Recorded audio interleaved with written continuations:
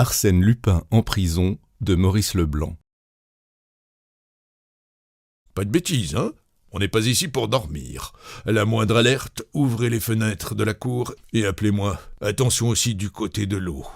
10 mètres de falaise droite, des diables de leur calibre, ça ne les effraie pas.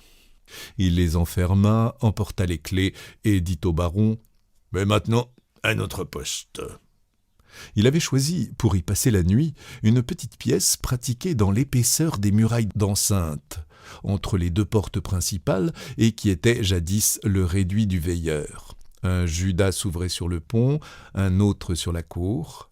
Dans un coin, on apercevait comme l'orifice d'un puits. « Vous m'avez bien dit, monsieur le baron, que ce puits était l'unique entrée des souterrains, et que, de mémoire d'homme, elle est bouchée. » »« Oui. » »« Donc, à moins qu'il n'existe une autre issue ignorée de tous, sauf d'Arsène Lupin, ce qui semble un peu problématique, nous sommes tranquilles. » Il aligna 3 chaises, s'étendit confortablement, alluma sa pipe et soupira.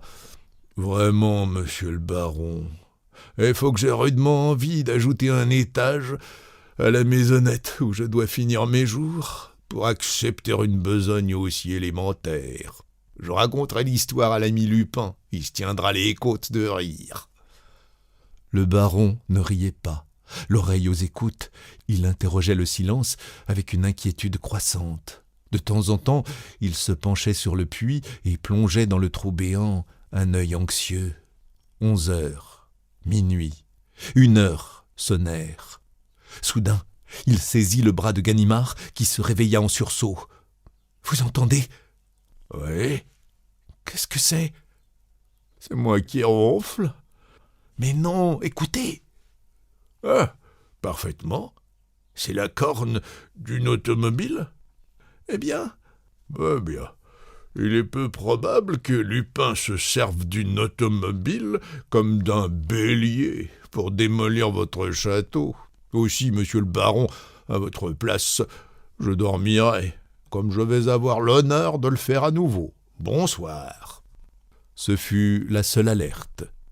Ganimard put reprendre son somme interrompu, et le baron n'entendit plus que son ronflement sonore et régulier.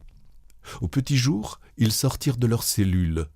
Une grande paix sereine, la paix du matin au bord de l'eau fraîche, enveloppait le château. Cahorn radieux de joie, Ganimard toujours paisible, ils montèrent l'escalier. Aucun bruit, rien de suspect. « Que vous avais-je dit, monsieur le baron ? Au fond, je n'aurais pas dû accepter. Je suis honteux. » Il prit les clés et entra dans la galerie. Sur 2 chaises, courbées, les bras ballants, les 2 agents dormaient. « Tonnerre de nom d'un chien !» grogna l'inspecteur. Au même instant, le baron poussait un cri. « Les tableaux ! La crédence !